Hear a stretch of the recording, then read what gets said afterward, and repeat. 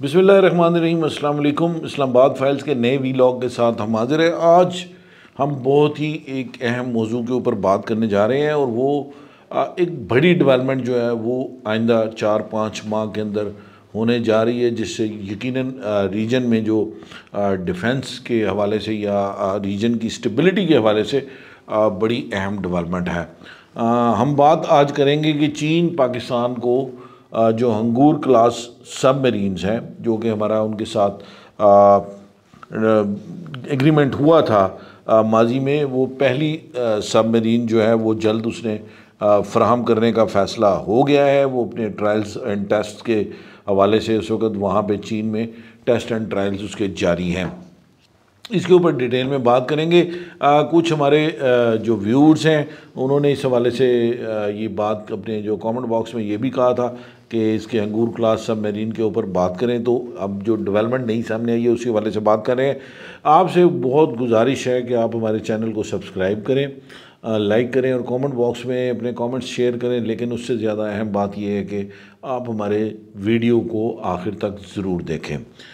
Faisal, गुज़िश्ता vlogs में हमने अंगूर क्लास के ऊपर सबमरीन्स के ऊपर काफ़ी बात की है और कुछ थोड़ा सा ब्रीफली उसकी जो चीदा खसूसियात हैं उसके ऊपर ज़रा आप थोड़ा सा हमारे जो व्यूअर्स हैं उनको बताएं।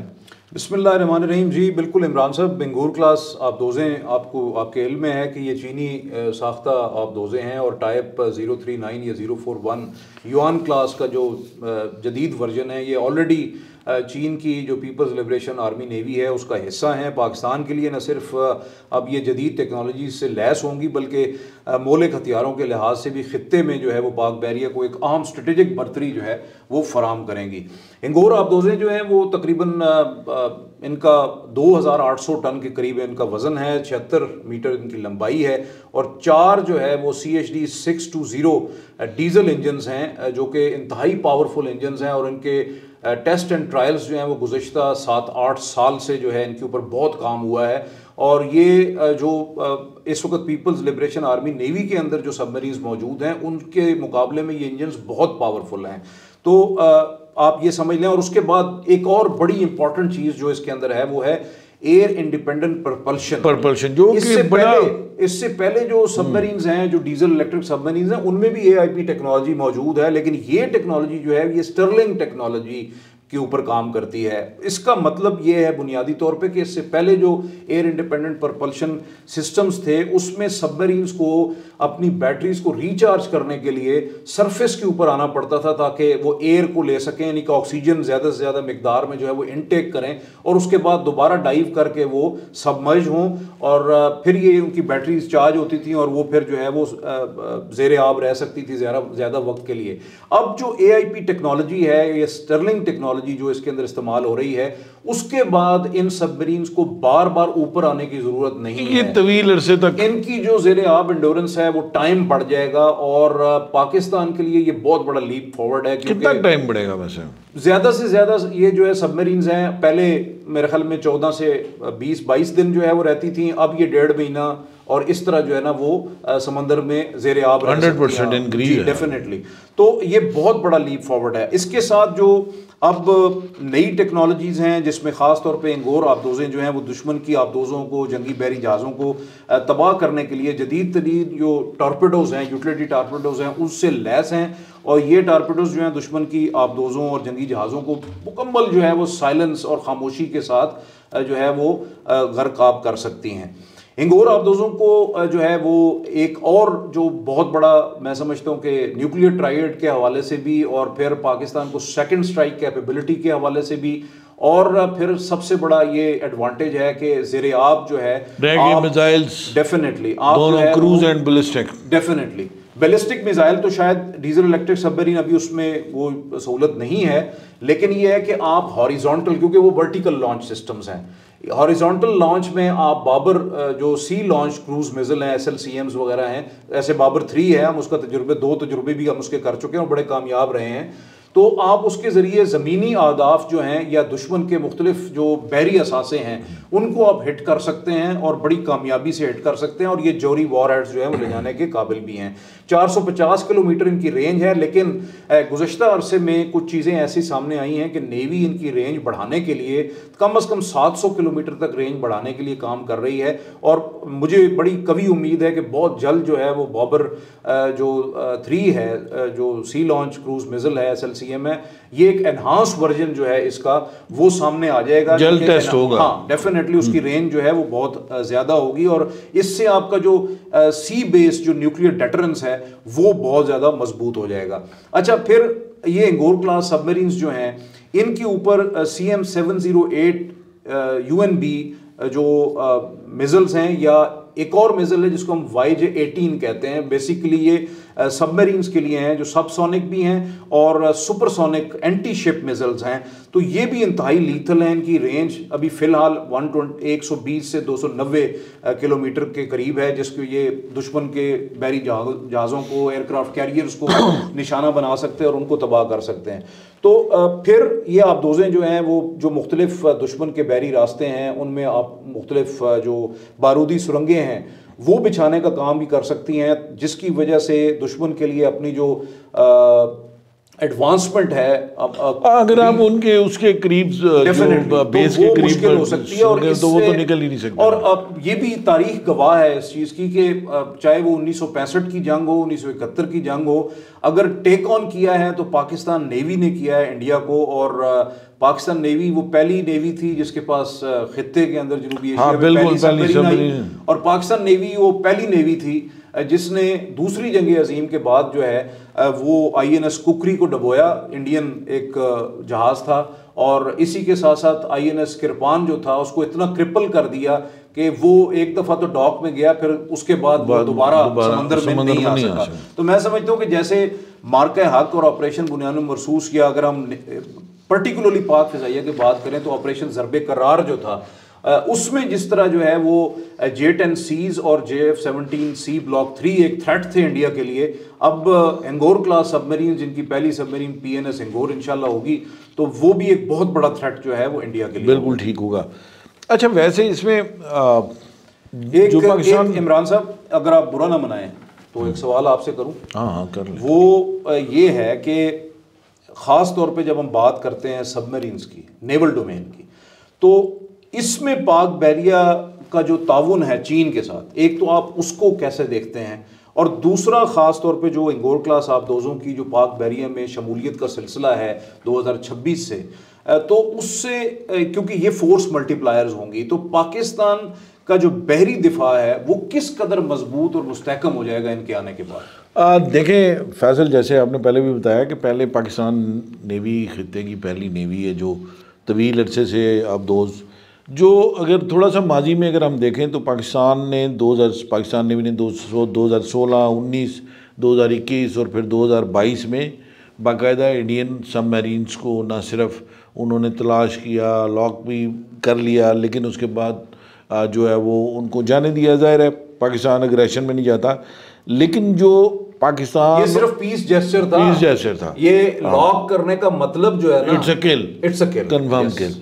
लेकिन चीन के हवाले से देखें, अगर हम फ्रिगेट्स की बात करें या डिस्ट्रॉयर बोट्स की बात करें, पाकिस्तान चीन का नेवी के डोमेन में बहुत ज़्यादा ताउन है। और अभी भी अप्रैल 2015 में हमारा $1.5 बिलियन का जो एग्रीमेंट हुआ चीन के साथ, जिसमें हमने ये 8 अंगूर क्लास आबदोज़ें ख़रीदने का जो है वो मायदा किया, जिसमें टेक्नोलॉजी ट्रांसफ़र है, 4 उधर बनेंगी, 4 इधर बनेंगी।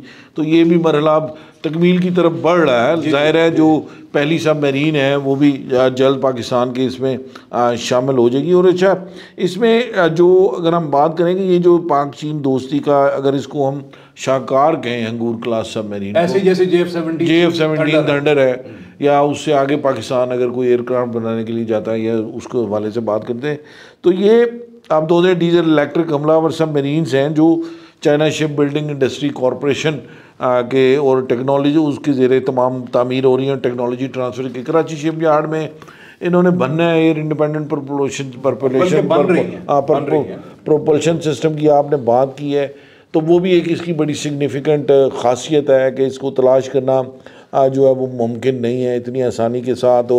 और उसके अलावा बेसिकली इसमें स्टेल्थ फीचर्स जो है ना वो बहुत ज़्यादा इस्तेमाल अच्छा फिर ये है कि चलें चूँकि ये ज़्यादा देर रह सकती है समुद्र के अंदर, ये जो पाकिस्तान की ओवरऑल ट्रेड है, पाकिस्तान की जो आप ये कहेंगे जो पाकिस्तान की कम्युनिकेशन है, पाकिस्तान का बिज़नेस है, जो हमारा ब्लू इकोनॉमी जिसको हम कहते हैं, तो उसके लिए भी ये बहुत ज़्यादा सी ट्रेड का उसको सेव करने के हवाले से ये बड़े होते हैं। और अगर बाबर 3 क्रूज़ मिसाइल जो कि इसके ऊपर नस्ब किए जाते हैं, तो ये यकीनन वो जो सेकंड स्ट्राइक कैपेबिलिटी की बात करते हैं कि अंडर द सी आपको फायर करने की जो कैपेबिलिटी है, ये एक बहुत बड़ा एज होगा और ये ज़ाहिर खित्ते में एक बहुत बड़ा स्टेबलाइजिंग फैक्टर बनेगा।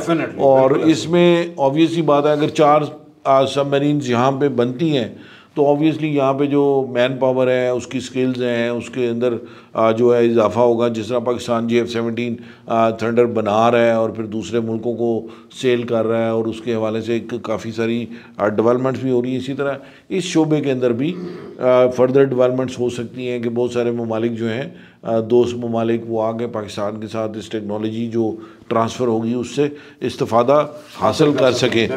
लेकिन अभी रिसेंटली इन्होंने इंटरव्यू दिया है गुज़श्ता दिनों एडमिरल नवीद अशरफ चौधरी जो कि चीफ ऑफ नेवल स्टाफ हैं, कि चीनी मीडिया को जो इंटरव्यू दिया कि उन्होंने 2026 का साल अंगूर का साल होगा। तो क्या 2026 में इंडक्ट होने जा रही हैं, क्या टाइम फ्रेम है इसका? इमरान साहब, ये बहुत बड़ा लीप फॉरवर्ड होगा पाकिस्तान नेवी के लिए, बहुत बड़ी बात है ये। आपके इल्म में है कि हमने पिछले जो वीलॉग्स किए उसमें हमने कुछ चीज़ें बताई थी और जो हमने एक ज़राए के हवाले से जो शेड्यूल चीज़ें दी थी एन उसके मुताबिक चीज़ें हो रही हैं। और हमें खुशी है कि इस्लामाबाद फाइल्स ने ऑथेंटिक जो है वो इन्फॉर्मेशन अपने नाजरीन तक जो है वो पहुंचाई है। पहली हिंगोर क्लास जो लीड आबदोज़ है, जिसको हम PNS हिंगोर कहते हैं क्योंकि बाकी उसकी क्लास के ऊपर हैं, तो वो उसकी लॉन्चिंग जो है चीन में वुहान में 24 अप्रैल 2024 को हुई थी। दूसरी सबमरीन जो है वो PNS शुशक है और इसकी लॉन्चिंग जो है वो 15 मार्च 2025 को इसी साल जो है वो लॉन्च किया गया था। जबकि इसी हिंगोर क्लास सीरीज़ की जो तीसरी आबदोज़ है PNS मांगरू, उसकी जो लॉन्चिंग है वो 15 अगस्त 2025 को हुई थी चीन में। तो अब जो है वो पाक बैरियर की जो हिंगोर क्लास सबमरीन्स हैं उनके सिलसिले की जो पहली आबदोज़ है हिंगोर, उसने अपने जो समंदर में जो जांच पड़ताल या जो मुख्तलिफ ट्रायल्स थे वो मुकम्मल कर लिए हैं। फिर इसी के साथ जो उनकी वेपन टेस्टिंग थी, फिर कम्युनिकेशन और दीगर सेंसर्स और आलात हैं, उनकी जो जांच पड़ताल का अमल था वो भी मुकम्मल हो चुका है। बंदरगाह में जो ट्रायल्स होने थे, जो कि बेसिकली हार्बर ट्रायल्स होते हैं, हार्बर एक्सेप्टेंस ट्रायल उनको कहते हैं, वो भी तकरीबन जो है वो सी एक्सेप्टेंस ट्रायल भी हो चुके हैं। दीगर मराइल जो हैं वो मुकम्मल किए जा रहे हैं और मेरे ख्याल में अब कोई ज़्यादा वक्त नहीं लगेगा। वो जो आपने शुरू में कहा कि 3-4 माह जो है वो उसका टाइम फ्रेम है, जबकि दूसरी आबदोज़ जो शुशक है उसका भी जांच पड़ताल का अमल जो है वो बदस्तूर जारी है। हम ये कह सकते हैं कि नेक्स्ट ईयर मार्च में देखें, हमने जो पहले एक वीलॉग के साथ हम ये बात कर, आपने अमीरुल बैर एडमिरल नवीद अशरफ का जो इंटरव्यू है चीन के साथ उसका जिक्र किया, तो उसमें उन्होंने कहा कि हिंगोर आबदोज़ों की जो तैयारी है वो शेड्यूल के मुताबिक है। आइंदा साल 2026 में पाकिस्तान को आबदोज़ों की दस्तयाबी का जो अमल है वो शुरू हो जाए। अगर उन्होंने ये वैसे कहा है कि ये हिंगोर सबमरीन्स का साल होगा 2026 जी, तो फिर PNS शुशक और PNS मांगरू और मांगरू तो खैर मेरे ख्याल में 2026 में नहीं आएगी, लेकिन शुशक और लेकिन जो हमने से पहले वीलॉग किया था उसमें कहा था कि जो पहली हिंगोर सबमरीन है वो पहले एक डिस्कशन या आप कह लें कि चीन के साथ बातचीत चल रही थी कि 9 दिसंबर बेसिकली हिंगोर डे है। इस तारीख को हिंगोर ने इंडिया के INS किरपान और कुकरी जो है उन एक को डबोया, दूसरे को डैमेज किया, तो ये हम डे बनाते हैं हिंगोर डे के नाम से। तो पाकिस्तान नेवी की ये ख्वाहिश बहरहाल थी कि 9 दिसंबर को एक सबमरीन पाकिस्तान को मिले, लेकिन जाहिर है ये टेक्निकल सारी एस्पेक्ट्स हैं, जब तक वो सारे पैरामीटर्स मुकम्मल नहीं होते उस वक्त तक सबमरीन जो है उसको जाहिर है वो कमीशन नहीं किया जाएगा।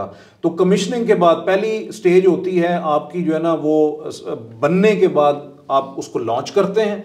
लॉन्चिंग के बाद जो सारे टेस्ट एंड ट्रायल्स जो मुकम्मल होते हैं उसके बाद आप उसको कमीशन करते हैं। कमीशनिंग के बाद सबमरीन कमीशनिंग जब होती है तो फिर PNS का लफ्ज़ जो है वो साथ लग जाता है। हम तो वैसे इस्तेमाल कर रहे हैं लेकिन वैसे उसके साथ अभी फिलहाल इंगोर है वो। जब कमीशनिंग होगी तो वो PNS इंगोर हो जाएगी और उसके बाद जब उसने पाकिस्तान आना है तो फिर उसकी एक इंडक्शन सेरेमनी होगी या इंडक्शन उसकी की जाएगी प्रॉपरली फ्लीट के अंदर।